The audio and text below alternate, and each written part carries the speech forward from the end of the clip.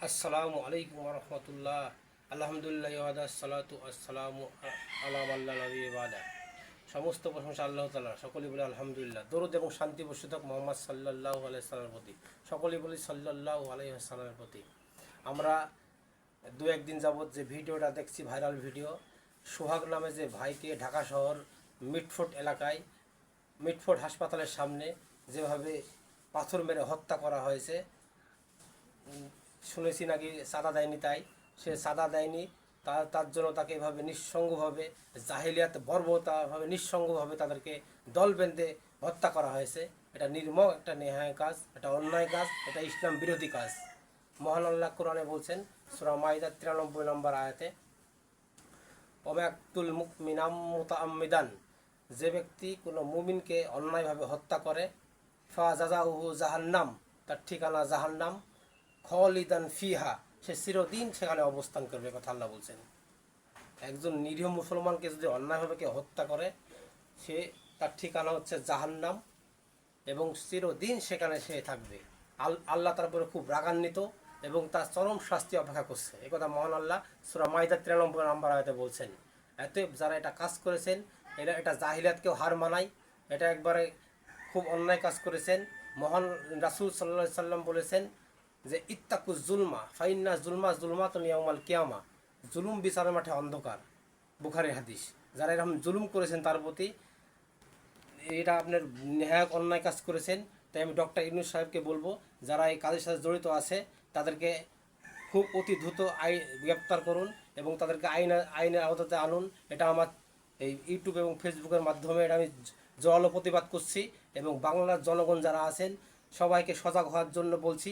সবাই প্রতিবাদী মানুষ হয়ে ইসলামকে সামনের দিকে এগিয়ে নিয়ে যাবেন এবং যারা অন্যায় করছে তাদের বিরুদ্ধে অবস্থান করবেন। কেননা এগুলা যদি আমাদের দেশে এভাবে চালু থাকে, তাহলে পরে পরে মানুষ একের পর এক এভাবে মানুষের পর মানুষ অন্যায়ভাবে অবিচার করবে। এটা তো কোনো মুসলমানের কাজ না।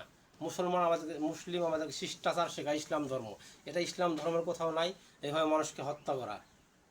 যে আইনটা আছে ওই আইন তো সরকারিভাবে আছে, যেটা পাথর মারার আইন, এটা সরকারভাবে দেখবে। কিন্তু ওটা এই ক্ষেত্রে যে একজন চাঁদা দেয়নি তার জন্য আপনারা এভাবে তাদেরকে পাথর মেরে মেরে দেবেন, এটা কোন ধরনের অন্যায় কাজ? এতএব আমি দাবি জানাই ডক্টর ইউনূস সাহেবকে, যারা এই কাজের সাথে জড়িত আছে তাদেরকে তাড়াতাড়ি আইনের আওতাতে আনেন। এবং এই যে জাহিলিয়াতের যে কাজটা করেছেন, মহান আল্লাহ সূরা মাইদার 50 নম্বর আয়াতে বলছেন, আফাহুকমাল জাহিলিয়া গুণ, তোমরা কি জাহিলিয়াতের কৃষ্টি কালচারের দিকে ফিরে যেতে চাও? ওমান আহসানু মিনাল্লাহি হুকমান লিউকিনুন, আল্লাহ যে বিধান দিয়েছেন এর চেয়ে ভালো বিধান কার হতে পারে? সূরা মাইদা 50 নম্বর আয়াত। আল্লাহ যে বিধান দিয়েছে, আল্লাহ আমাকে আপনাকে প্রশ্ন করছেন, গোটা বিশ্বের মানুষকে প্রশ্ন করছেন, আল্লাহ যে বিধান দিয়েছেন এর চেয়ে ভালো বিধান কার হতে পারে? এই যে জাহিলিয়াতের যে কৃষ্টি কালচার, আল্লাহ রাসূল বিদায় হজের ভাষণে লক্ষাধিক সাহাবেদেরকে সামনে রেখে বলে গেছেন, আফা হুকমাল জাহিল ইয়াবগুন, তো তোমরা কি জাহিলি যুগের কৃষ্টি কালচার, সুদ ঘুষ রীতি রেওয়াজ অন্যায় অবিচার সব আমার মাটির নিচে পায়ের নিচে কবর দিয়ে গেলাম, মুসলিমের হাদিস। আর এই মুসলমানের বাচ্চা আমরা জাহিলি যুগের কৃষ্টি কালচার অন্যায় অবিচার সব আমার মাটি খুঁড়ে বের করেছি। যা বর্তমান আপনারা নজির দেখছেন, দেশের মাটিতে একের পর এক অন্যায়ভাবে মানুষকে খুন করা হচ্ছে, হত্যা করা হচ্ছে। যদি আপনারা সজাগ না হন, সচেতন না হন, নেক্সট টাইমে আরও তারা বর্বর হবে।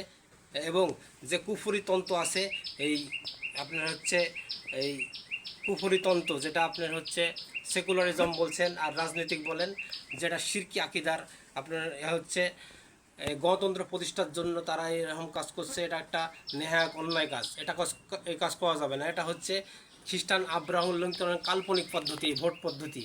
এই পদ্ধতি থেকে আপনারা সবাই বিরত থাকুন এবং দেশের লোক সজাগ থাকুন এবং অন্যায় অবিচার দেখলে আপনারা সজাগ হবেন, এটাই আমার দাবি। এবং এই কাজ যাতে নেক্সট টাইম না হয়, এটা আপনারা সবাই সজাগ থাকবেন। আশেপাশের লোক যে যেখানে চাঁদার দাবি করবে সবাই একত্রিত হবেন, একত্রিত হয়ে প্রতিবাদ গড়ে তুলুন।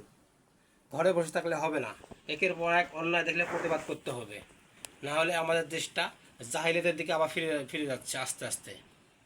আল্লাহ আমাদেরকে বোঝার তৌফিক দান করুক এবং সঠিক আমল করার তৌফিক দান করুক এবং সঠিকভাবে জীবনযাপন করার তৌফিক দান করুক। আল্লাহুম্মা আমিন। সুবহানাকা আল্লাহুম্মা ওয়া বিহামদিকা আশহাদু আল্লা ইলাহা ইল্লা আনতা আস্তাগফিরুকা ওয়া আতুবু ইলাইক।